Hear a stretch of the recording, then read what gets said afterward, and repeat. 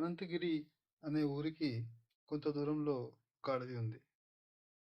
పిల్లలంతా ఆ అడవికి వెళ్ళి కావాల్సిన పండ్లు, కాయలు కోసుకొని తినేవారు. కొందరైతే తినగా మిగిలినవి ఇంటికి తెచ్చుకునేవారు.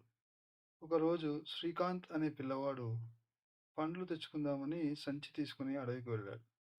పండ్లన్నీ చిటారు కొమ్మలకి ఉండడం వల్ల కోసుకోవడానికి చేత కాలేదు. ఎండలో చాలాసేపు తిరిగి చివరకు ఓ చెట్టు కింద అలసిపోయి పడిపోయాడు. అంతలో అక్కడికి కోతుల గుంపు ఒకటి వచ్చింది.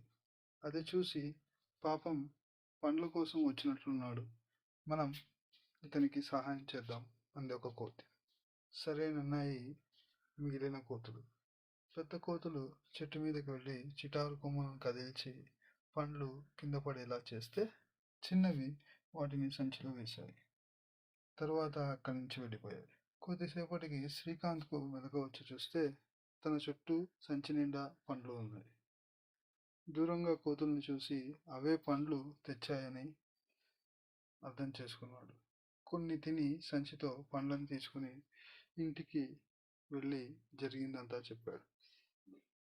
ఇది విని గోపాల్ అనే యువకుడు పెద్ద సంచి తీసుకుని అడవిలోకి వెళ్ళాడు. అక్కడ ఒక బాగా పండ్లు ఉన్న పెద్ద చెట్టు కింద సొమ్మసిల్లి పడిపోయినట్టు నటించాడు.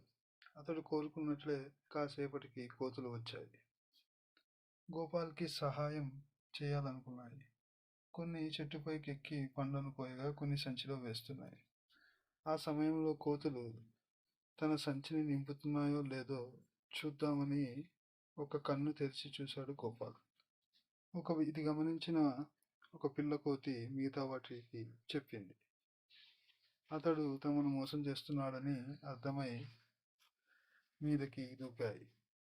ఇది గమనించి గోపాల్ ఒక్కసారిగా లేచి పరుగు అందుకున్నాడు. కొంత దూరం వెళ్ళాక ఒక పెద్దాయన కోతుల్ని తరిమి అతన్ని రక్షించాడు. జరిగింది తెలుసుకుని గోపాల్ని మందలించాడు.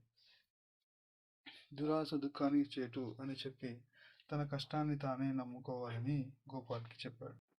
మీకు మా పోస్ట్ నచ్చినట్లయితే లైక్ మరియు సబ్స్క్రైబ్ చేయండి. మళ్ళీ ఆసక్తికరమైన వీడియోతో మళ్ళీ మీ ముందుకు వస్తాము. సర్వే జనా సుఖినో భవంతు. జై హింద్.